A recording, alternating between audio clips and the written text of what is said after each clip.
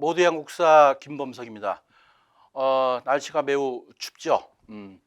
올해 들어서 이제 첫 한국사 시험이 이제 실행이 되는데, 오늘 이 시간에는 우리 한국사 2월 달에 있을 한국사 시험에 대비해서 한번 총정리하는 시간을 갖도록 하겠습니다. 그래서 오늘은 첫 번째 시간인 제1강편으로 해서 선사시대에서부터 철기시대까지 이제 쭉 한번 살펴보는, 그러면서 우리가 시험에 어떤 것들이 자주 나오느냐 하는 것을 키워드를 중심으로 해가지고서 한번 정리를 해볼까 합니다. 자, 한번 살펴보도록 할까요? 구석기 시대 한번 살펴보도록 하겠습니다. 자, 구석기 시대는 지금으로부터 약 한 70만 년 전에 이제 시작이 됐다 그러죠. 그러니까 아득히 먼 옛날이죠. 우리가 보통 구석기, 그다음에 또 신석기, 청동기, 또 철기시대 이런 식의 시대 구분을 사용하기 시작한 것은 그렇게 오래되진 않았죠. 19세기 초에 덴마크의 역사학자인 톰 젠이라는 분이 어떤 박물관에서 이렇게 모았던 이러한 유물들을 갖다가 전시함에 있어서 이때 어떤 구석기, 신석기, 청동기, 철기 시대로 구분했다는 점, 이렇게 참고적으로 알고 계시면 도움이 될 듯 합니다. 자, 구석기 시대 때는 아무래도 원시적인 생활에서 탈피를 못했던 그런 시대죠. 그래서 주로 이때 당시에는 이런 사람들이 이동 생활을 했다. 그래서 다 함께 하나의 그러니까 각계적인 개인적인 행동이 거의 안 되겠죠. 다 함께 이동을 하고 무리지면서, 그러면서 자연스럽게 이 어떤 나이가 많은 연장자가 그 집단에 뭐 이렇게 자연스럽게 이제 우두머리가 되고, 그러면서 겨울같이 추운 때는 동굴에서 생활하고, 그리고 또 이렇게 날씨가 좀 좋고 이럴 때는 또 막집을 지어서 생활했다. 이것이 이제 구석기 시대의 이제 특징이라고 볼 수가 있고요. 또 이때 당시에는 이제 우리가 보통 사냥을 하면서, 그리고 또 뭐 채집을 하면서 먹고 살았기 때문에 도끼, 주먹도끼가 매우 발달이 돼 있죠. 그래서 주먹도끼는 하나의 이 도끼 모양이 주먹처럼 생겼다 해서 주먹도끼로 돼 있죠. 그러니까 이 돌을 갖다 깬 거예요. 깨서 그냥 그걸 사용한 거. 그래서 그래서 다른 말로 뗀석기라고 그런다, 이렇게 알고 계시면 되겠습니다. 이 주먹도끼 외에도 뭐 순배찌개라든 창의 역할을 한 것과, 그다음에 또 뭐 팔매돌, 글개, 밀개, 뭐 이러한 사냥에 쓰이는 그러한 여러 가지의 도끼 형태의 사냥 무기가 발달됐다라는 점, 가장 대표적인 것은 주먹도끼를 꼭 명심하셔야 될 것 같습니다. 그리고 또 흑요석도 이제 이때 발견이 됐죠. 그래서 구석기 시대 그러면은 이동생활, 동굴막집, 또 주먹도끼, 이 안에 뭐 순배찌개, 또 뭐 팔매돌, 또 글개, 밀개 이런 것들이 따라오고, 또 흑요석도 아울러 발견이 되었다. 이걸로 봐서는 이 이야기가 다 구석기 시대 용어이다, 이렇게 이해하시면 될 것 같아요. 자, 구석기 시대의 유적지로는 경기도 연천군에 있는 전곡리에서 발견된 것이 있어요. 되게 유명한 사건이 벌어지죠. 이때 미군 병사에 의해서 우연히 발견된 주먹도끼가 이제 있는데, 유럽 아슐리안계 주먹도끼가 발견이 됐어요. 자, 유럽 아슐리안계 주먹도끼라는 게 뭐냐면, 우리가 보통 도끼를 갖다 이렇게 사용하게 되면은 양날이 있느냐 또는 한 면만 있느냐, 이제 그런 것을 좀 따지고 있는데요. 그래서 양쪽에 날이 있는 이런 도끼가 이제 아슐리안계 주먹도끼인데, 이곳이 그동안 동아시아 쪽에서는 발견이 안 돼서 이때 모비우스라는 유럽의 역사 인류학자죠. 이 사람이 이러한 아슐리안계 주먹은 동아시아에서는 발견이 안 되고 유럽 쪽에서만 발견이 됐다. 다시 여기서 유럽이 문명도 먼저 발달했다, 뭐 이런 식으로 이야기를 한 것을, 그런 이것을 모비우스 이론이라 그래요. 그래서 그것을 뒤바뀐 그러한 사건이 여기서 발생이 된 거죠. 그래서 유럽 아슐리안계 주먹도끼가 발견됐다는 거, 이것이 시험 문제에 매우 잘 나오는 항목이기 때문에 반드시 꼭 정리를 해 두셔야 될 것 같습니다. 자, 그리고 이제 공주 석장리가 있죠. 공주 석장리는 남한 최초로 구석기 유적지가 발견된 곳입니다. 그래서 좀 중요하다고 볼 수 있고요. 그 다음에 청원 두루봉 동굴이 나오죠. 자, 청원 두루봉 동굴에서는 어떤 어린아이의 인골이 발견이 되었죠. 자, 이 인골을 발견한 사람이 김흥수라는 분인데, 이런 인골을 발견한 사람의 이름을 따서 흥수 아이라고 명명을 했습니다. 자, 이제 신석기 시대로 넘어가도록 하겠습니다. 자, 신석기 시대는 구석기 시대와는 달리 정착 생활을 하게 되죠. 그러니까 구석기 시대는 이동 생활, 신석기 시대는 정착 생활. 자, 이때 정착을 하면서 농경과 목축을 이제 하게 되죠.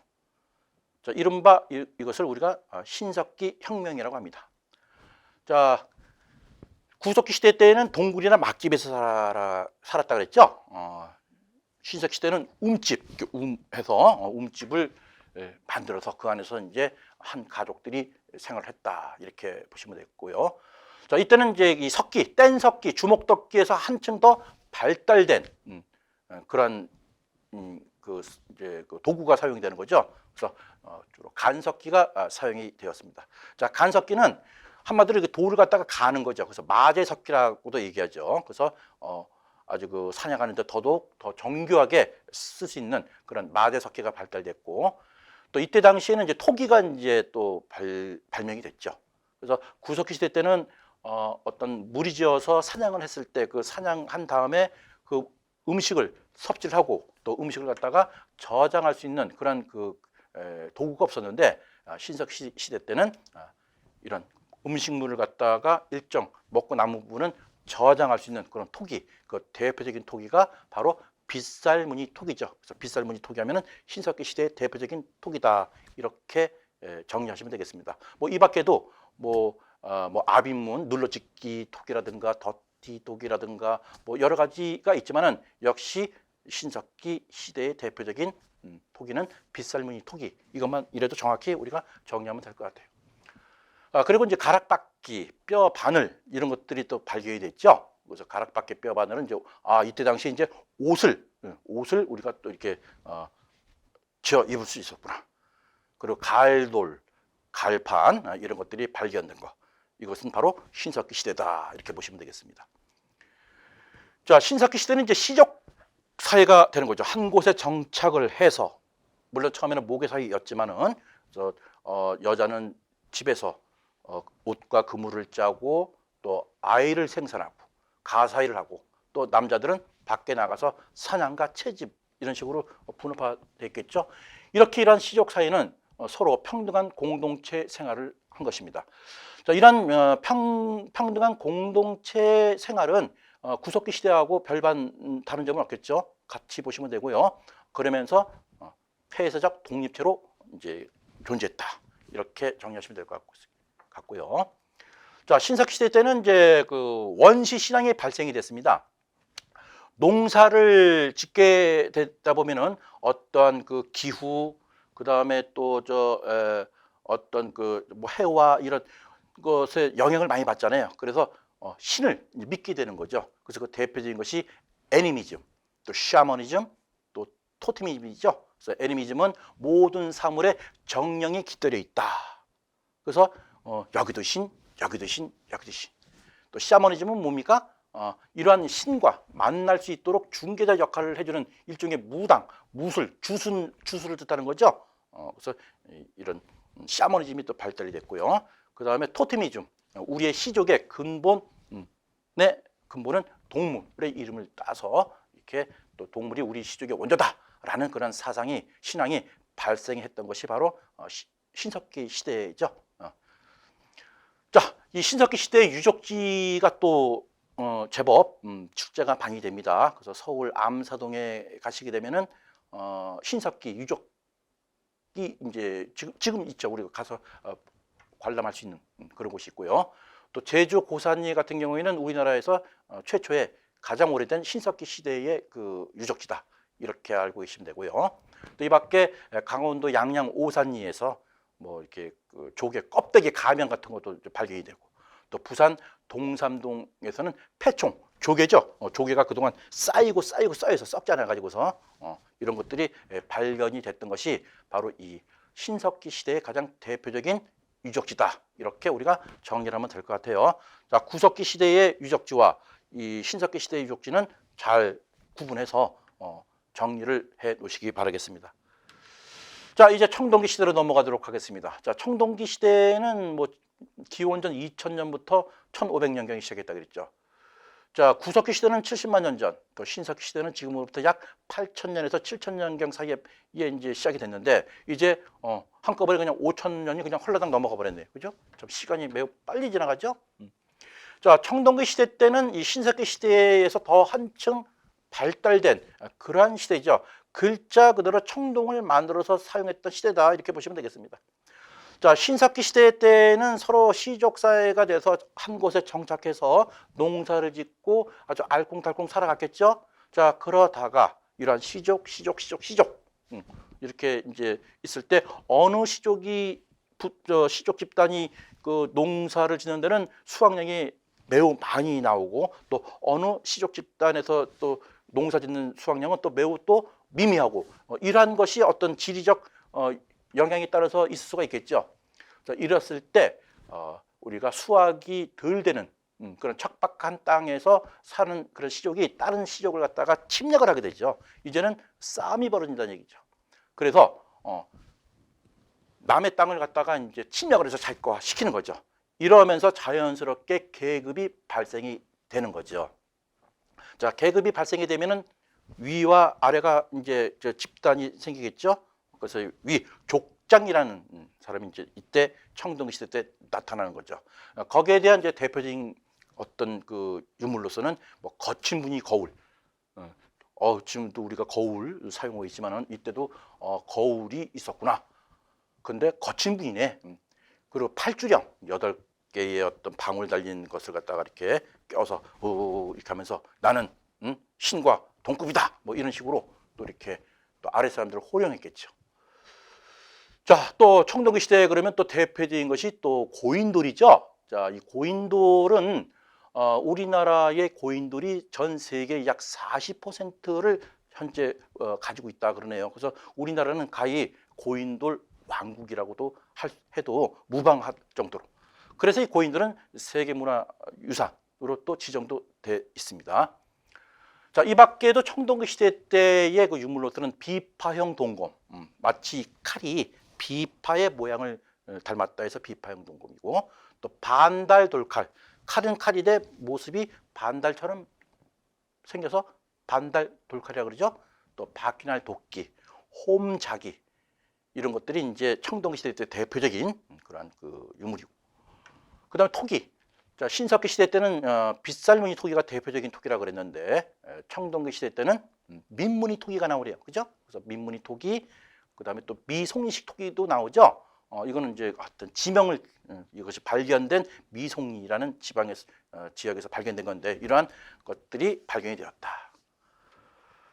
자, 주거지 형태 한번 보도록 하겠습니다. 자, 구석기는 동굴 막집, 신석기 때는 움집, 청동기 시대 때는 움집은 움집이네요. 하지만은 약간 변화가 있는 거죠.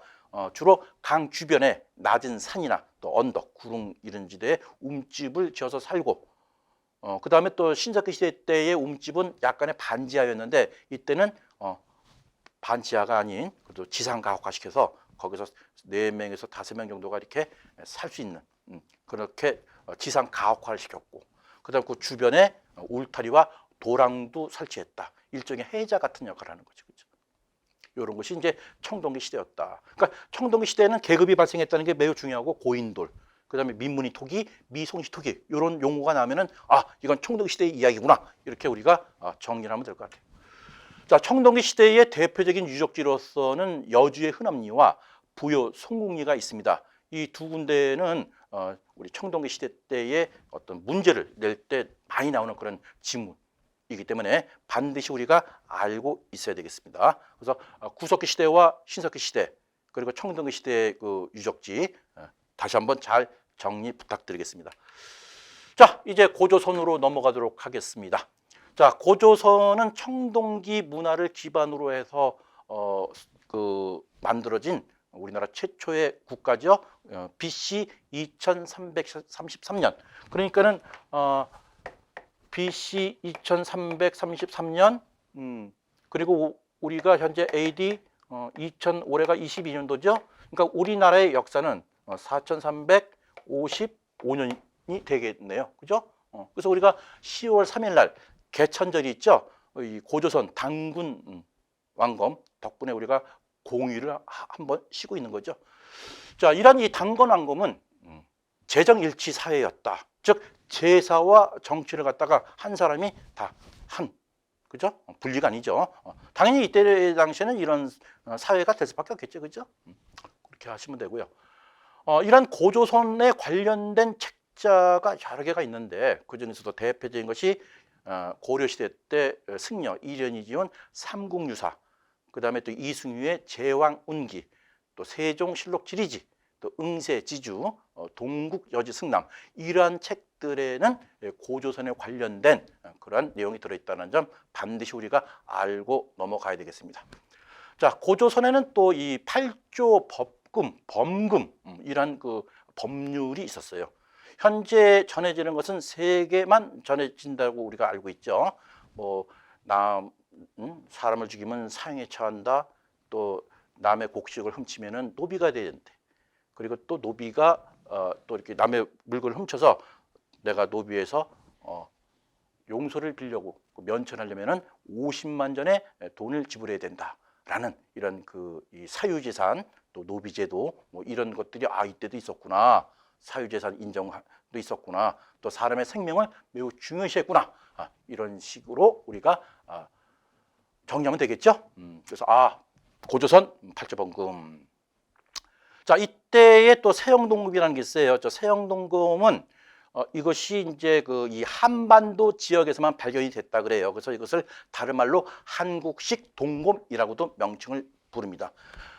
비파형 동금하고는 모습이 이제 더 다르죠. 더 날렵하고 더 예리하고 그런 모습이에요. 그래서 주로 철기 시대에 사용했다는 점 우리가 다시 한번 정리하면 될 것 같고요. 자, 여기서 이제 고조선에 관련된 문화 범위를 묻는 문항이 좀 제법 나오고 있죠. 자, 고조선에 관련 지금의 중국의 요령지방부터 이렇게 한반도, 대동강 쪽까지 쭉 넓은 범위의 이고조선인데요. 여기에 북방식 고인돌과 비파형 동검, 그리고 거침무늬 거울, 미송식 토기가 이제 발굴이 됐을 때 이러한 유물들을 발견했을 때 이것이 고조선에 영향을 미쳤던 이 지역이구나라고 우리가 이제 이해를 하시면 될 것 같아요. 북방식 고인돌 그랬는데 우리 보통 북방식 고인돌 하면 이렇게 탁자형이죠, 탁자형.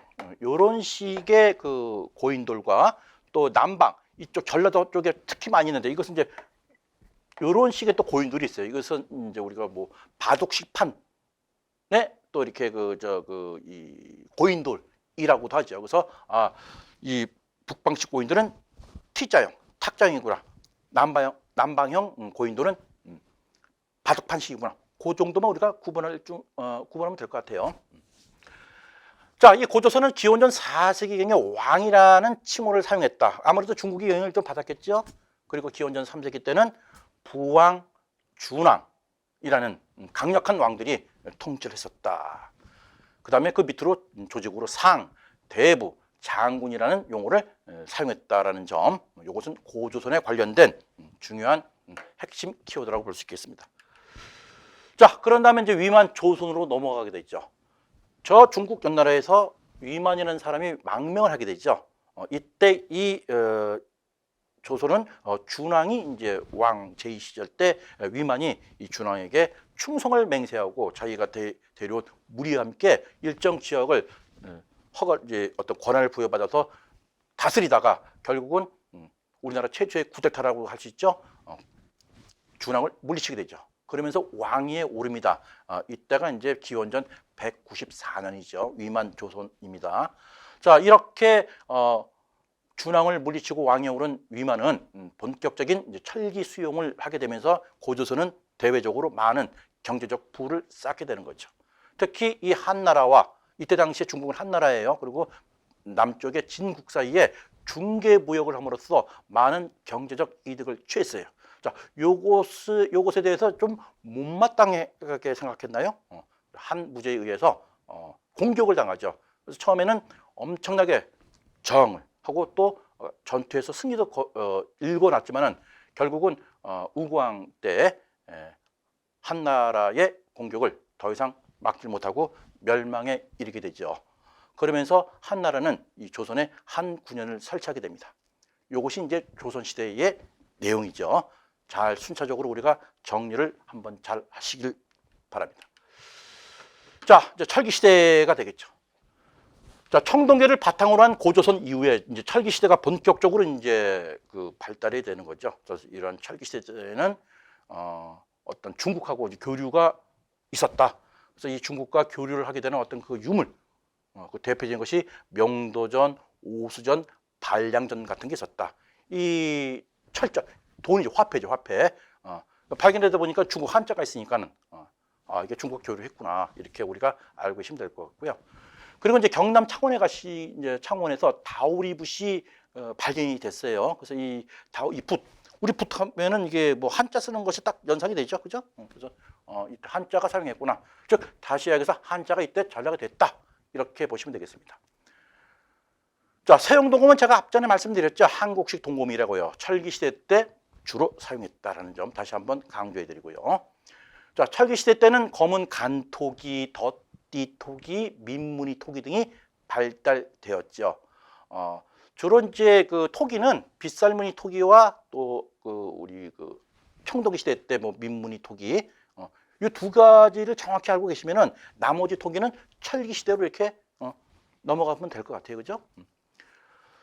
자, 무덤이 있었죠. 자, 그 이 청동기 시대의 대표적인 무덤은 고인돌인데 그 이 철기 시대로 넘어오면서 널무덤과 동무덤이 또 발달이 됐다라는 점 구분해서 우리가 잘 알 필요성이 있습니다.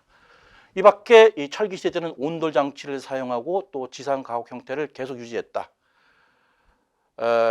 또한 이 철기 시대는 글자 그대로 청동에서 철기, 즉 쇠를 갖다가 만들어서 사용했기 때문에 그 철제, 이 농기구는 매우 단단하고 그 뭐라 그럴까 활용도가 효율성이 좋겠죠. 그래서 쟁기라든가 또 쇠스랑 철제 농기구 같은 것을 사용함으로써 농작물의 극대화를 이룩할 수 있었다.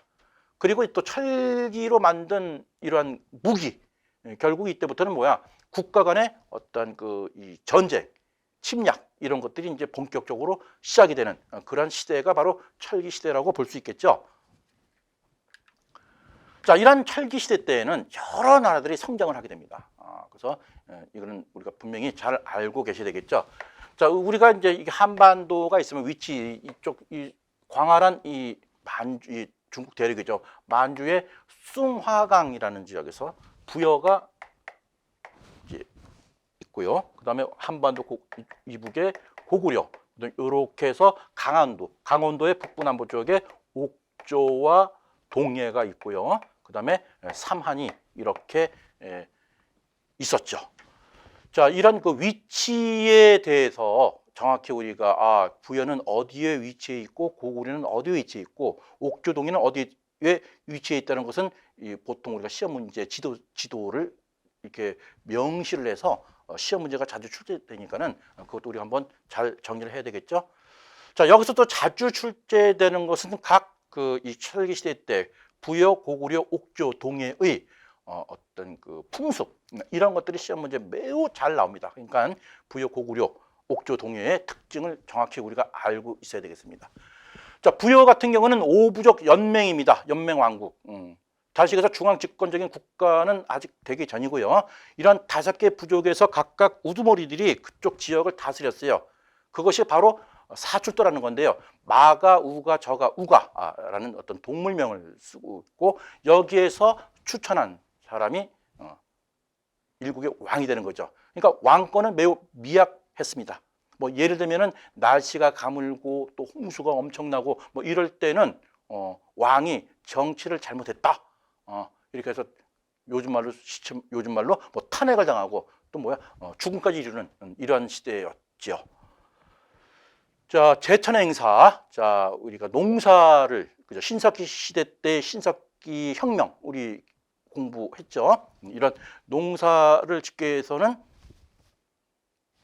제천 하늘의 제사 같은 걸 많이 지내죠. 그래서 이 부여의 그 대표적인 제천 행사로는 영고라는 게 영고. 그 다음에 이제 일책 12법이 나오네요. 고조선의 뭐 팔조 범금 우리가 앞전에 살펴봤지만은 부여에서도 이런 그 고조선의 이상 가는 그런 대표적인 그 법들이 있는데 우리가 꼭 알아야 될 것은 일책 12법. 뭐 남의 물건을 훔친다거나 그러면 12배의 12배로 보상해라. 뭐 이 밖에도 뭐 여성들한테 매우 불리한 법도 있죠. 뭐 간음하거나 질투를 하게 되면 이건 뭐예요? 사형을 시켜요. 이야, 아주 대단한 그런 부여였네요. 그죠? 자, 그리고 순장. 자, 순장 같은 경우에는 높은 사람이 죽으면은 살아있는 이 사람들이 따라 죽어야 된다. 그러니까 생사람을 갖다가 죽이는 그런 엄청난 매우 그죠? 반인륜적인 그런 장례법이죠. 순장이 있었고요. 또 우제전법, 말굽으로 이제 뭐 이렇게 점치는 거, 이런 것들은 뭐 당연히 아니라 자연스럽게 그 중국에서 많이 이제 영향을 받았던 그러한 것으로 보시면 되겠습니다. 자, 형사취수제가 있네요. 자, 형사취수제 같은 경우에는 형이 죽으면은 이 형수와 결혼을 하는 그런 제도가 이제 형사취수제예요. 요것은 이제 고구려 시대에도 있었고요, 부여 시대도 있었고. 자, 형사취수제라는 것은 결국은 이때 당시에는 전쟁이 빈번하기 때문에 그죠? 나가면은 뭐 살고 죽는 거는 뭐 운명에 맡기지만은 전사를 하게 되면은 그 집, 특히 농사를 갖다가 매우 중요시하는 이런 시대에 그죠? 어떤 집안의 어떤 농사 일과 모든 가족들의 재산을 갖다가 보호하는 차원에서 이러한 형사취수제가 시행이 됐다. 이렇게 이해하시면 큰 문제가 없을 것 같아요. 자, 이제 고구려 넘어가겠습니다. 자, 고구려도 부여와 마찬가지로 오부적 연맹체로 시작이 됐고, 그다음에 국가에서 어떤 중단 일을 처리할 때는 제가회의라는 곳에서 제가회의를 열음으로써 국가의 중단사를 논의했다라는 점. 자, 서옥제가 있네요. 자, 서옥제는 우리 뭐 김서방, 박서방, 이서방 이런 얘기 많이 하죠. 즉 사위서자예요. 한자로 보게 되면, 즉 결혼을 하게 되면은 처가 집에서 집을 짓고, 바로 그 집을 짓고 산다는 것 자체가 그 집 이름이 서옥입니다. 서옥. 여기서 자식을 낳아서 일정 기간 자라면은 다시 이제 본집으로 오는 이런 제도가 서옥제가였었다. 그러니까 서옥제 그러면 고구려 이렇게 우리가 이렇게 정리하면 되겠죠. 자, 고구려 역시 그 제천 행사에 동맹이 있어, 동맹. 그래서 벌써 고구려 그러면 우리가 이 어떤 무예, 쌈, 막 이런 생각이 많이 들죠. 이런 이미지가 워낙에 이제 군사 강국이라는 이미지가 우리가 고착화돼 있죠. 그래서 고구려 자체가 압록강 주변에서 시작이 된 그런 나라인데 주변이 전부 다 이런 부여보다는 부여는 평야지만 여기는 산악지대예요. 산악지대다 보니까 농경에도 매우 불리하고, 그러다 보니까는 결국은 자급자족을 하기 위해서는 이웃 국가 내지는 이웃 쪽을 갖다가 많이 침략을 해서 나라가 상당히 이제 군사적으로 강해질 수밖에 없는 그러한 여건이 마련이 돼 있는 거죠. 그러다 보니까 제천 행사 이름도 뭐예요? 동맹 제천 행사.